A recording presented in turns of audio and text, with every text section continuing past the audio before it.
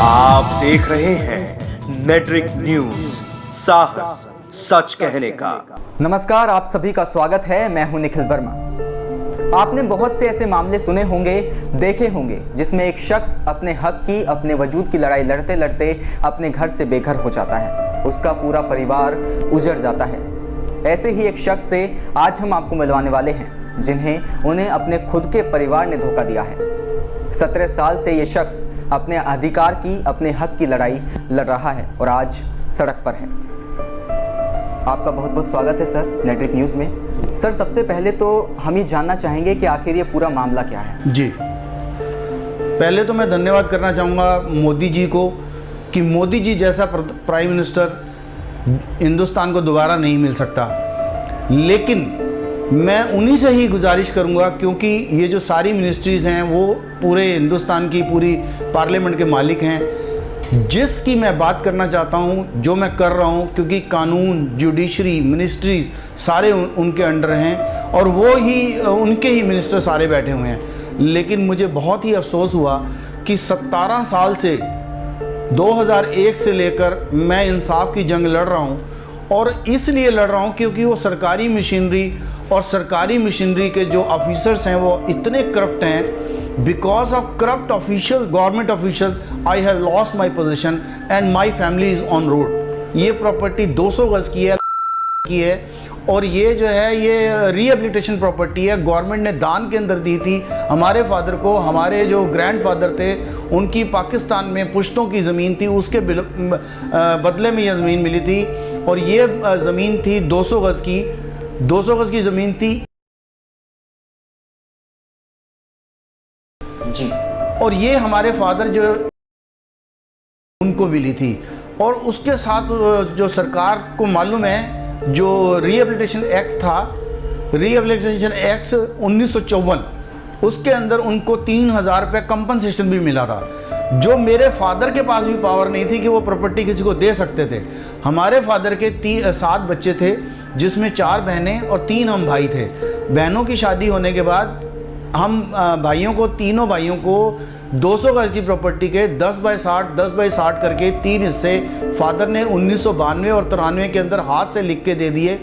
11 मार्च 99 को मेरा भाई जो है दिल्ली एडमिनिस्ट्रेशन में काम करता है के अंदर, उसने विल, जीपीए और गिफ्ट 3 डॉक्यूमेंट बनवाए, एक प्रॉपर्टी डीलर के साथ मिलकर और छोटे भाई के साथ मिलकर।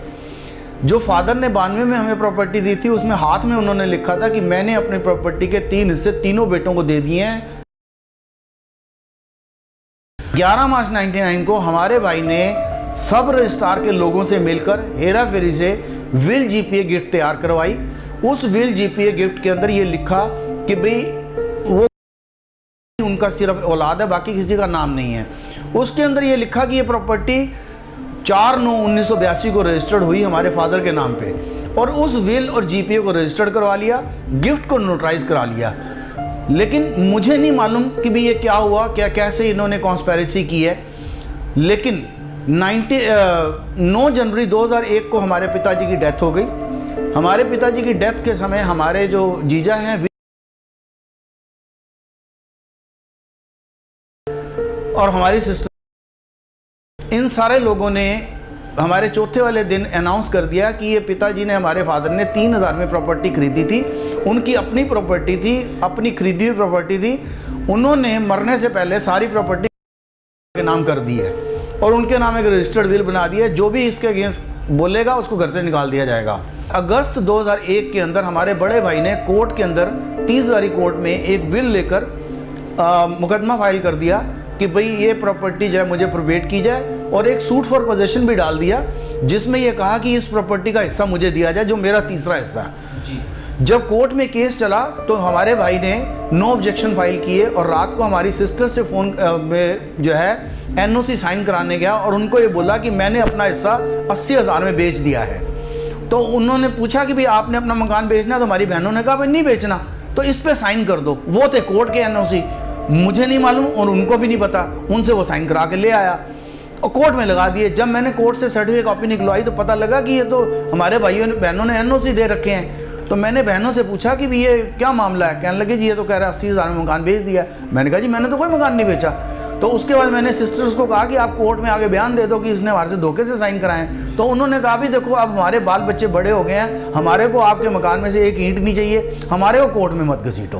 तो मैंने उनको कोर्ट में कभी नहीं घसीटा और मैं उसकी लड़ाई खुद ही अकेले लड़ता रहा। लेकिन जब मैंने उस प्रॉपर्टी डीलर से मिला, क्योंकि छोटे भाई ने अटेस्टिंग विटनेस था विल और जीपीए के अंदर, और जो दूसरा विटनेस था वो प्रॉपर्टी डीलर था, मैं उससे मिला।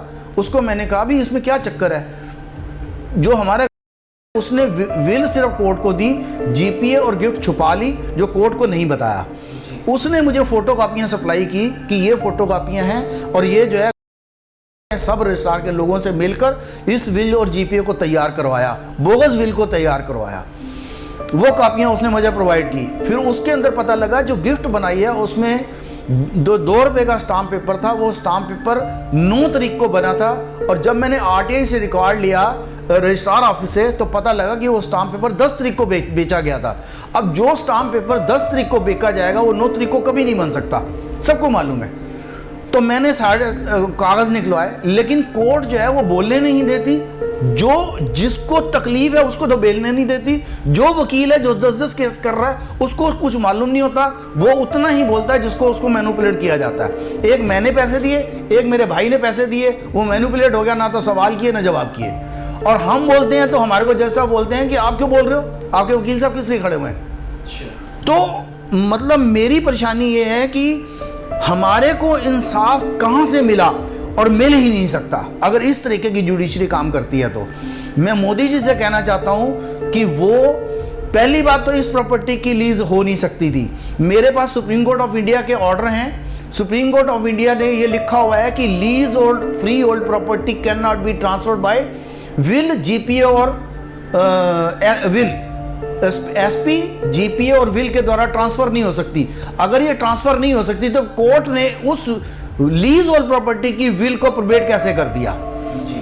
मैंने बहुत कोशिश की आरटीआई में कागज निकलवाने के लिए, एलएनडी वाले कागज नहीं देते। वो कहते हैं जी हमने 2000 को प्रॉपर्टी फ्री होल्ड कर दी है, 2000 के अंदर प्रॉपर्टी फ्री होल्ड कर दी है।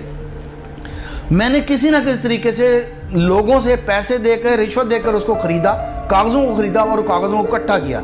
जब मैंने उसको कागज़ों को कोरिलेट किया तो पता लगा विल के अंदर तो 4 लिखा हुआ है और एलएनडीओ से एक हमारे भाई ने इस विल को प्रूव कराने के लिए को बुलाया। ने ये बोला कि ये प्रॉपर्टी 12 को लीज आउट हुई है और जो हमारे भाई ने विल कोर्ट के अंदर पेश की उसके अंदर लिखा कि रजिस्टर्ड हुई है। जब मैंने दिल्ली आर्चिस डिपार्टमेंट से को ये कागज निकलवाए, इस प्रॉपर्टी की ओरिजिनल लीज की कॉपी मेरे पास ट्रू कॉपी उन्होंने सप्लाई की, उसके अंदर लिखा हुआ है कि ये विल जो है वो लीज की गई है को और इनको ये प्रॉपर्टी रजिस्टर्ड हुई है हमारे फादर के नाम पे, हमारे फादर और उनके लीगल हेयर्स के नाम पे रजिस्टर्ड हुई है। तो किसी को प्रॉपर्टी रजिस्टर्ड नहीं हुई, रजिस्टर्ड लीज नहीं हुई।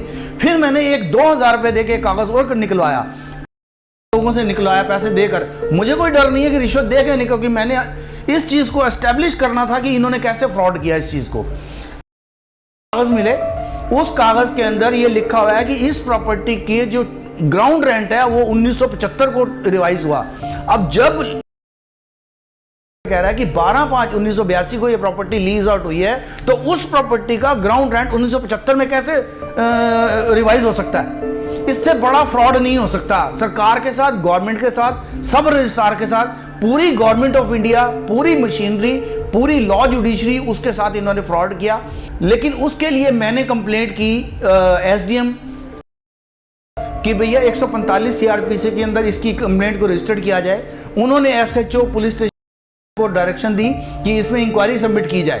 उन्होंने इंक्वायरी सबमिट की, जो एसीपी, एसएचओ, डीसीपी, पूरी पुलिस डिपार्टमेंट ने सब रजिस्ट्रार को ये रिपोर्ट भेजी कि will GPA gift dated 11 March 1999 are suspicious and in collusion of which with each other they have concealed the material facts from the government authority। इससे बड़ा सबूत police को और क्या चाहिए। उसके बाद भी आज तक एफआईआर रजिस्टर्ड नहीं हुई।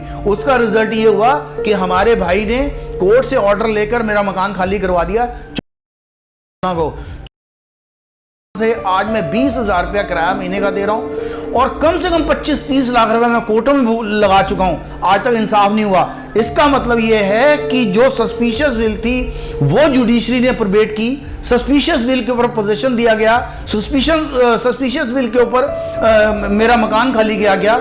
इसका मतलब कोर्ट की जो जुडिशरी के लोग जो बैठे हैं वो किसी चीज को पढ़ते ही नहीं है, वो देखते ही नहीं है कि कौन मर रहा है। वैसे गवर्नमेंट दावा करती है कि हम लोगों को छत देंगे, मेरी तो अपना घर था, मेरे से छीन लिया गया। मैं प्राइम मिनिस्टर मोदी जी से रिक्वेस्ट करूंगा कि वो इनके खिलाफ FIR रजिस्टर कराएं, नॉन बेलेबल जो है इनको जेल में भेजा जाए विदाउट प्रोसीडिंग और कोर्ट प्रोसीडिंग, बिकॉज क्योंकि पुलिस ने ऑलरेडी एस्टेब्लिश कर रखा है कि they have committed a fraud, they have concealed the material facts बिना कोर्ट की, क्योंकि कोर्ट एक ऐसी जगह है जहां पे जो है लोग वकीलों को खड़ा करके हेरा फेरी करके हर चीज को कंसील करके हर चीज को मैनिपुलेट करते हैं पैसे के दम के ऊपर। मैंने प्रेसिडेंट ऑफ इंडिया को लिखा, उन्होंने लिखा कि भी इसके ऊपर नेसेसरी एक्शन लिया जाए, LNDO को, सेक्रेटरी ने कोई एक्शन नहीं लिया। मैंने CVC को लिखा, CVC ने दिल्ली पुलिस को कहा कि उसने जॉइंट CP को लिखा, विजिलेंस को, टू टेक नेसेसरी एक्शन 1993 के अंदर, 1993 के अंदर पुलिस ने 2013 के अंदर पुलिस ने रिपोर्ट सबमिट की, उसके बाद कोई एक्शन नहीं हुआ। LNDO कहता है हमने प्रॉपर्टी फ्री होल्ड कर दी है। अब 99 के अंदर विल बनी है, 2000 में प्रॉपर्टी फ्री होल्ड हुई है, उसके ऊपर 4/9/1982 आप कैसे लिख रहे हो, जबकि लीज जो है प्रॉपर्टी 69 के अंदर हुई है। फिर मेरे भाई ने 1998 के अंदर एक बोगस राशन कार्ड बनाया, मैं आपको बोगस राशन कार्ड दिखाना चाहता हूँ। जी जनाब, ये CVC का लेटर है जिसके अंदर उन्होंने लिखा कि ये जॉइंट CP को लिखा विजिलेंस को टू टेक नेसेसरी एक्शन, आज तक कोई एक्शन नहीं लिया गया। ये दूसरा कागज देखिए, ये CVC का लेटर है जो इन्होंने सेक्रेटरी को लिखा, ministry of urban development LNDO को, टू टेक नेसेसरी एक्शन, कोई एक्शन नहीं लिया गया। ये दिल्ली पुलिस की रिपोर्ट है जो इन्होंने SDM को सबमिट की और जिसके अंदर लिखा कि will GPA gift are suspicious. ये मैंने क्या नाम, ह्यूमन राइट्स कमीशन को लिखा हुआ है और ये सारे डॉक्यूमेंट्स उसको दिए हुए हैं। ये देखिए, ये वो नेशनल ह्यूमन राइट्स कमीशन को लिखा और उन्होंने मेरा जो है केस रजिस्टर्ड कर लिया। अब मेरे पास रजिस्ट्रेशन नंबर भी है इसका, ह्यूमन राइट्स कमीशन का। ये सारे डॉक्यूमेंट मैं जो दिखा रहा हूं आपको, ह्यूमन राइट्स कमीशन को मैंने दे रखे हैं। ये वो रिपोर्ट है, कंक्लूजन रिपोर्ट, जिसके अंदर लिखा कि will GPA gift are suspicious, जिसमें ACP सारे लोगों के साइन है, पुलिस के। इसका मतलब पुलिस की कोई वैल्यू नहीं है और कोर्ट ने इन सारी चीजों को इग्नोर कैसे कर दिया। ये अलॉटमेंट लेटर है 31 मार्च 69 का। ये वो लीज है 99 ईयर्स की जिसमें के लीगल एयर्स को ये प्रॉपर्टी मिली थी और इन्होंने 69 की लीज ही हटा दी ताकि कोई लीगल एयर बोल ही ना सके। ये वो रजिस्ट्रेशन पर्टिकुलर्स हैं 10/6/1969 के। ये वो 3000 की रसीद है जो मेरे फादर को कंपनसेशन मिला। ये उसकी ट्रांसलेशन, इंग्लिश में ट्रांसलेशन है, वैल्यू ऑफ कंपनसेशन। और ये 1975 का लेटर है जब ये ग्राउंड रेंट रिवाइज हुआ 13/5/1975। ये वो बिल बनाएगी जिसके अंदर लिखा 4/9/1982 को, जबकि 4/9/1982 को कोई प्रॉपर्टी रजिस्टर्ड ही नहीं हुई। इन्होंने सब रजिस्ट्रार के लोगों से मिलकर इस बोगस बिल को रजिस्टर्ड कराया। ये दोनों टेस्टिंग विटनेस हैं। सबसे ये ऊपर मेरा छोटा भाई है, जो नीचे वाला है वो डीलर है जिसका इन सबका इंटरेस्ट अपना था, और जो छोटा भाई है उसके 2 लड़के हैं जिसके पास विल है, उसके वो डाइवोर्सी और इशूलेस है, उसको कोई आगे पीछे नहीं है। इन्होंने मिली भगत से उसके नाम सारी प्रॉपर्टी कर दी ताकि वो मरेगा तो सारी प्रॉपर्टी हमारी आ जाएगी। ये देखिए 11 मार्च 99 को बिल बनी, 27 अप्रैल 2000 को ये प्रॉपर्टी फ्री होल्ड हुई। इसके अंदर ये लिखा गया कि 4/9/1982 को प्रॉपर्टी रजिस्टर्ड हुई है, जबकि 4/9/1982 को रजिस्टर्ड ही नहीं हुई।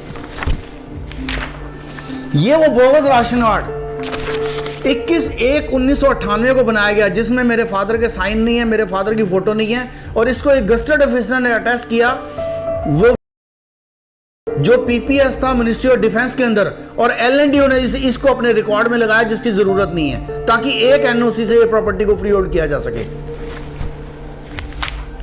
ये वो लेटर है 9 सितंबर 2001 को, जब मेरे फादर की डेथ हो गई। उसके बाद हमारे ब्रदर ने लिखा कि 4/9/1982 की प्रॉपर्टी रजिस्टर्ड हुई थी और ये लीगल एयर्स के नाम है, ये प्रॉपर्टी मेरा नाम मोटेशन कर दो। ये इसके साथ इसने ये कॉपी लगाई विल डेथ के बाद, जब ये फ्री होल्ड हुई है तब नहीं इसने बताया कि मेरे को विल, जीपी, गिफ्ट तीनों डॉक्यूमेंट हैं। डेथ के बाद बोल रहा है कि ये विल के बेस पे मेरे नाम प्रॉपर्टी मोटेशन कर दो।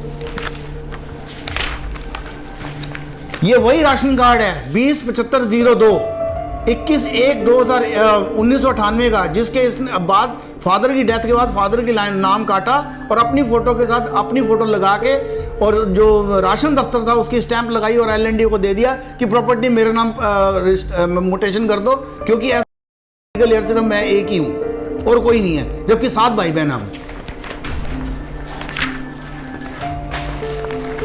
अब एक और चीज देखिए जनाब, ये LNDO है जिसने कोर्ट के अंदर झूठे बयान दिए कि ये प्रॉपर्टी 12/5/1982 को लीज आउट हुई है और इनकी प्रेजेंस के अंदर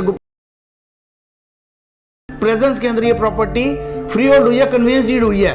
और जबकि कन्वेंस डीड 4/9/1982 लिखा हुआ है, 12/5/1982 को प्रॉपर्टी लीज आउट ही नहीं हुई।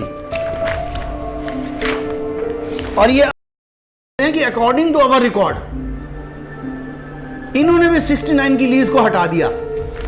ये देखिए, ये कोर्ट को ने कहा कि ये प्रॉपर्टी 3000 में खरीदी गई थी और मेरे फादर जो डिप्टी डायरेक्टर थे 2000 की सैलरी के ऊपर 69 के अंदर, जबकि हमारे फादर रिटायरी असिस्टेंट हुए हैं। मतलब मेरा कहने का कि इन्होंने कोर्ट को इतना मिसलीड किया कि कोर्ट कभी तो जज बदल जाता है, कभी वकील बदल जाता है, कभी वकील आता नहीं, कभी वकील जज छुट्टी पे होता है, कभी वकील जज ही ध्यान नहीं देता। ये देखिए, ये 2012 से सब SDM साहब SHO को लिख रहे हैं कि बता मैं इसमें क्या करूं, वो जवाब ही नहीं देते। आज 2018 हो गया। ये सारे के सारे सरकारी डॉक्यूमेंट हैं। आज मेरे को 2001 से लेकर लड़ते मैंने PM CM सबके पास लिखा, आज तक कोई सुनवाई नहीं, कोई पूछने वाला नहीं, कोई उसके ऊपर देख रहा नहीं। सिर्फ हर आदमी जो है अपनी जिम्मेवारी छोड़ के दूसरे ऊपर डाल देता है कि टू टेक नेसेसरिएशन, तो गवर्नमेंट मशीनरी बिठाने का फायदा क्या हुआ। ये हमारे भाइयों ने मेरे नाम की उर्दू के अंदर एक पारखती निकलवाई, उसके अंदर लिखा कि मेरे ने इस घर से प्रॉपर्टी से बेदखल कर दिया, ये उसकी ट्रांसलेशन है। जबकि मैंने ये उर्दू के अखबार में पता किया तो उन्होंने कहा हमारे फादर ने कोई ऐसी एप्लीकेशन दी ही नहीं है, ना वकील के द्वारा ना किसी के द्वारा। ये उर्दू में छपाया इसलिए गया क्योंकि उर्दू जो है कोई जानता ही नहीं है, मैं खुद ही नहीं जानता, ताकि ना किसी को पता लगेगा ना कुछ होगा।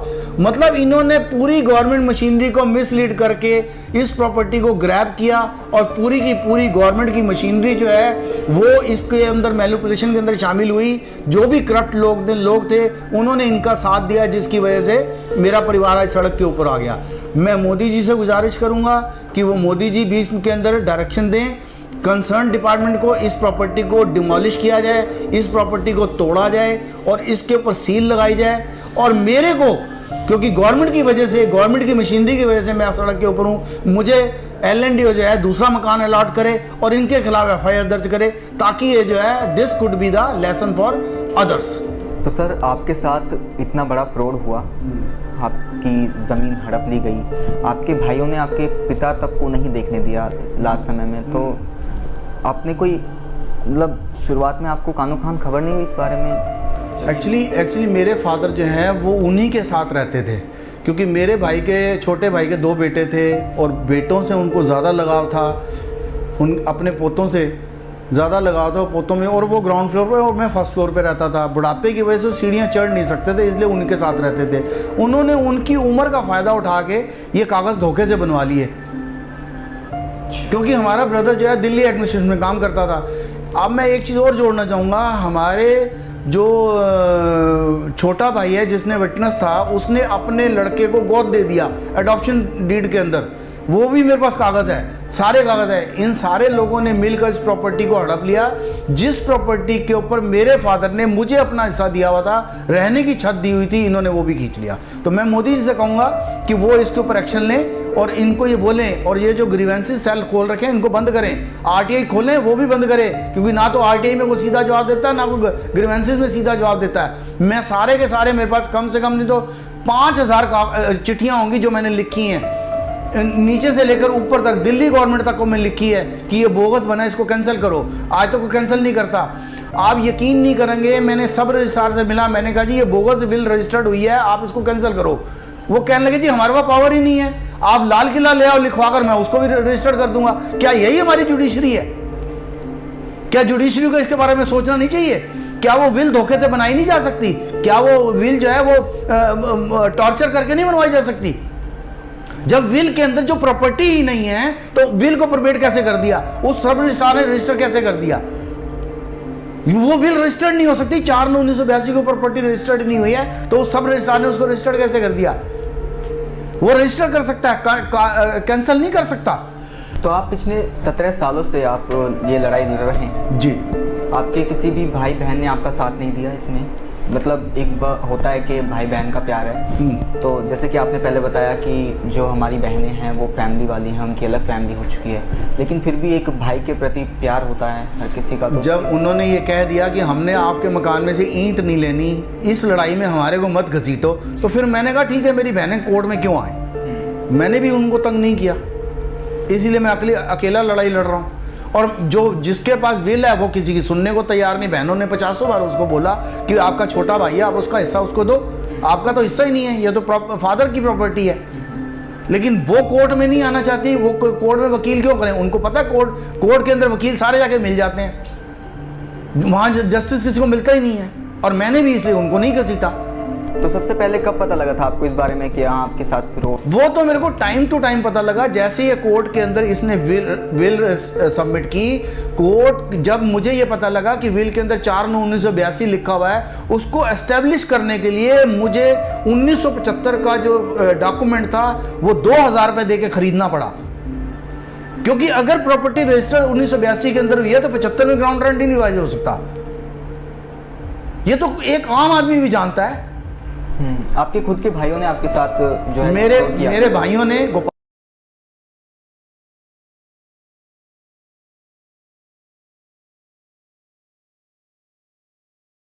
इन सारे लोगों ने मिलकर, और प्रॉपर्टी डीलर, इन सारे लोगों ने गवर्नमेंट मशीनरी का LNDO के लोगों से मिलकर, करप्ट लोगों से मिलकर इस प्रॉपर्टी को गलत तरीके से कन्वर्ट कराया, गलत तरीके से व्हील GPA गिफ्ट रजिस्टर्ड कराई, और गलत तरीके से कोर्ट के लोगों को मैनिपुलेट करके, एडवोकेट्स को मैनिपुलेट करके इस पूरी प्रॉपर्टी को हड़प लिया। जिस प्रॉपर्टी के ऊपर मेरे फादर का भी मालिकाना हक नहीं था, 2000 तक वो किसी को एक को दे ही नहीं सकते थे कानूनन वो किसी एक को दे ही नहीं सकते थे। फिर LNDO के लोगों ने बोगस राशन कार्ड लगाया, गलत तरीके से प्रॉपर्टी को कन्वर्ट किया। आज मुझे 2001 से आज तक लिख के थक गया हूँ, लेकिन LNDO के सेक्रेटरी, LNDO क्योंकि वो खुद सारे के सारे इन्वॉल्व हैं इस कॉन्स्पिरेसी के अंदर, कम से कम 50 आदमी हैं जिन्होंने 4 महीने तक इस फाइल को प्रोसेस किया बोगस रजिस्ट्रेशन के ऊपर। मैं ये उनसे पूछना चाहता हूं कि जब प्रॉपर्टी 69 के अंदर लीज आउट हुई है तो 4/9/1982 को रजिस्टर्ड नहीं हुई, तो आपने कन्वेंस डीड कैसे इशू कर दी? फिर अगर गलत आपने इशू की, उसको आज तक कैंसिल क्यों नहीं किया? मेरी 50 हजारों एप्लीकेशन देने के बाद RTI में मैं पूछता हूं, मेरे को सीधा जवाब नहीं देते। मैं ग्रीवेंसेस में लिखता हूं, मेरे को सीधा जवाब नहीं देते। मैं पुलिस को अप्रोच करता हूं, वो सीधी जवाब नहीं देती। पुलिस बोलती है कोर्ट में जाओ। कोर्ट में क्यों जाओ जब आप हमारे यहाँ पे बैठे हो? मैं SDM से पूछता हूं, वो सीधा जवाब नहीं देता। DM से पूछता हूं, वो सीधा जवाब नहीं देता। क्यों? तो फिर ये तनख्वाहें सरकार किस लिए देती है? इनको बंद करे जाकर, इनको बंद क्यों नहीं करती? आपने कभी बात करने की कोशिश नहीं की बैठ के अपने भाइयों से? नहीं, भाइयों से बात करने का फायदा नहीं। जब उन्होंने, मेरे को तो ये भी खतरा है कि इन्होंने मेरे फादर का कत्ल कर दिया। जब उनको ये पता लगा कि ये प्रॉपर्टी किसी और को ना दे दे, ये फ्रॉड ना खुल जाए। अभी रिसेंटली जो छोटा भाई था, जब उसके दोनों लड़के आ गए, बड़े भाई ने छोटे भाई का भी कत्ल ना कर दिया हो। क्योंकि जब ये विनोबापुरी रहता था, 1 किलोमीटर तक पुलिस हॉस्पिटल है, ये उसको नारायणी लेके गए जो यहाँ से 20 किलोमीटर दूर है, और रास्ते में हार्ट अटैक था, वो मर गया। प्रॉपर्टी को हड़पने के लिए इन्होंने वो सारे हथकंडे अपनाए जो अपनाए जा सकते थे, और आज मैं सड़क के ऊपर हूं। इसके लिए पूरी मशीनरी जिम्मेवार है, पूरी जुडिशरी जिम्मेवार है, वो करप्ट लोग जिम्मेवार हैं जो इसके अंदर इन्वॉल्व थे, जिन्होंने आज तक एक्शन नहीं लिया। कोर्ट की ड्यूटी बनती थी वो ये पूछता कि यह प्रॉपर्टी किसकी है। जब इसने कहा 3000 में खरीदी है, तो कोर्ट ने क्या पूछा? कोर्ट का फर्ज बनता था वो पूछता कि कागज दिखाओ कौन से 3000 में खरीदे गए हैं। मेरे एडवोकेट का फर्ज बनता था वो पूछता कि कौन से कागज खरीदे गए हैं, उसने भी नहीं पूछा क्योंकि ये पहले ही मैनिपुलेट कर देते थे और मुझे पता नहीं लगता था। अभी मैंने ₹1,00,000 एडवोकेट साहब को दिया, वो कहते हैं जी मैं तो कैश में लूंगा। अब बताओ गवर्नमेंट ऑफ इंडिया बताए मेरे को कौन सा टैक्स मैं कहां से पैसे लेके आऊं? मुझे कोर्ट बोलता है, मैंने कहा जी मेरे पास पैसे नहीं है, मैं कोर्ट केस नहीं लड़ सकता। वो कहता है जी वो लीगल एड ले लो। मैं लीगल एड वालों के पास गया, उनको बोला तो वो कहता है जी ₹1,00,000 से अगर सैलरी कम है तो आपको लीगल एड मिलेगी, जबकि मैं 20,000 महीना दे रहा हूँ, ₹2,40,000 तो मैं टैक्स किराया दे रहा हूँ। क्या जुडिशरी को मालूम नहीं है कि ₹1 की चाय पार्लियामेंट के अंदर मिलती है? क्या जुडिशरी को मालूम नहीं है कि एक आदमी जो है वो नौकरी करता है, वो कहां से किराया देगा और कहां से अपने बच्चे पालेगा? इनकी वजह से मेरी ब्रेन की सर्जरी हुई, इनकी वजह से मेरी मिसेज की दोनों किडनियां फेल हो गई, इनकी वजह से मेरा परिवार सड़क के ऊपर बैठा हुआ है। मैं मोदी जी से कहना चाहता हूं कि वो आगे आएं और इसके अंदर संज्ञान लें, क्योंकि मैंने बहुत सारी चिट्ठियां मोदी जी को लिखी हुई हैं जिसका आज तक कोई सीधा जवाब नहीं आया। सिर्फ एक ही जवाब आता है तो आगे फॉरवर्ड कर देते हैं। सिर्फ वो फॉरवर्ड करने के लिए लाखों तनख्वाह लेते हैं, लाखों रुपए तनख्वाह लेते हैं। जरा सोचिए, एक ऐसा इंसान जिसके घर की छत छीन ली गई, आज वो शख्स बेघर सड़क पर घूम रहा है। इस मामले में अभी ऐसे बहुत से खुलासे हैं जिन्हें हम अपने आने वाले एपिसोड में आपके सामने रखेंगे, और यकीन मानिए उन खुलासों को सुन के आपकी भी रूह कांप उठेगी। जब तक के लिए आप बने रहें नेट्रिक न्यूज़ के साथ। नमस्कार।